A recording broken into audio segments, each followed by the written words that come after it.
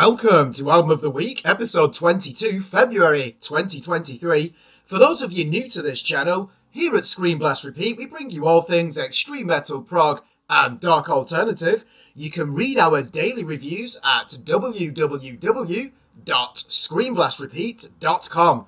As a reminder, our definition of Album of the Week means our favourite record from a short list of 8. Today, we review the 5th album from English death metal group Memoriam.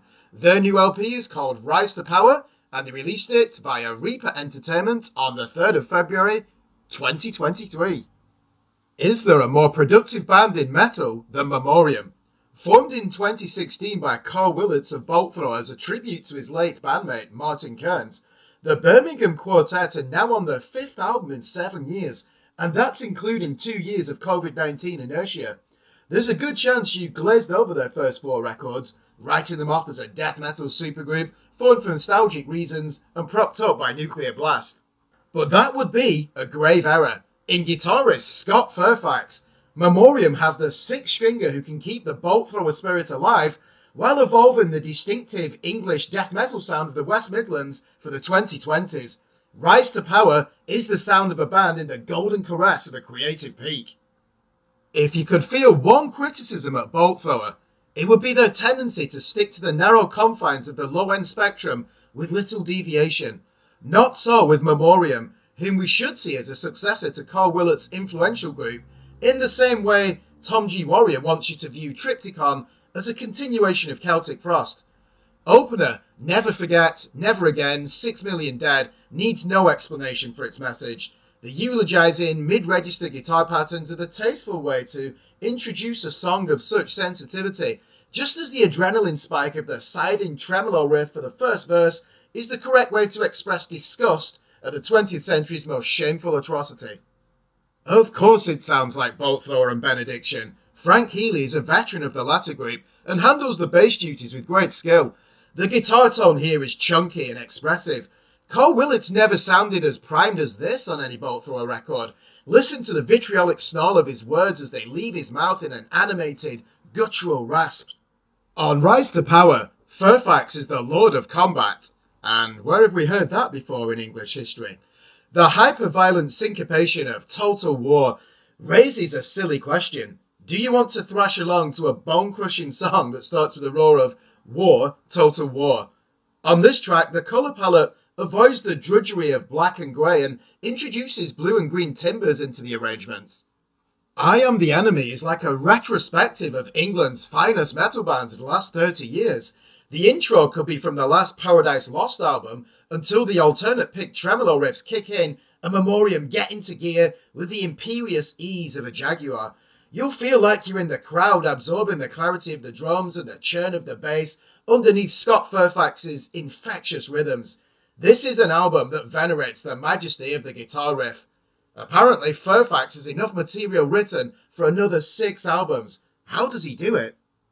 There is nothing stale or monotonous about this album. Listen to the way Frank Healy sketches out the main guitar rhythm with his bass line at the beginning of The Conflict Within. Marvel how punk legend Spiky T. Smith allows Fairfax to navigate between the mournful melody of verse 1 to the brutal crunch of death metal in verse 2 with an extended drum fill. The audio engineering is superb. Every instrument throbs in the mix with a collective desire to form the unbreakable ranks of a united front. Willits has a spike to his voice on All Is Lost that he never used to have. You can think of this as a death metal interpretation of Godflesh with a mite of prong. Rise to Power, the title track, shows that the band pay attention to the current generation of metal innovators with a surprise nod to Gojira in the middle 8. How many death metal albums lack urgency these days? Not this one. Annihilation's Dawn wants to rip through your speakers and shake you out of your slumber as you sail through life blind to the atrocities carried out every day against helpless people in faraway countries. The interplay between guitar and drums in the first 50 seconds explores a tech death scale pattern but holds back from a regular beat until Smith steps on the double kick pedal to launch the main death thrash attack. Wow. Can you imagine if Metallica could still write songs like this? Is that not the spirit of Chuck Schuldiner working the guitar neck? Memoriam are more than just a Bolt Thrower tribute. Most of you already know this, but those that had doubts should think again after one listen to this pummeling piece of rhythmic death metal. This is the sound of the West Midlands, reminding you that Birmingham is the true home of heavy metal. So it should come as no surprise that we award this album an 8 out of 10. If you like this album, we recommend you check out the following records: Bolt Thrower's 2001 classic, Honor Valor Pride, Napalm Death's 1990 effort, Harmony Corruption, and Massacre's Resurgence album from 2021.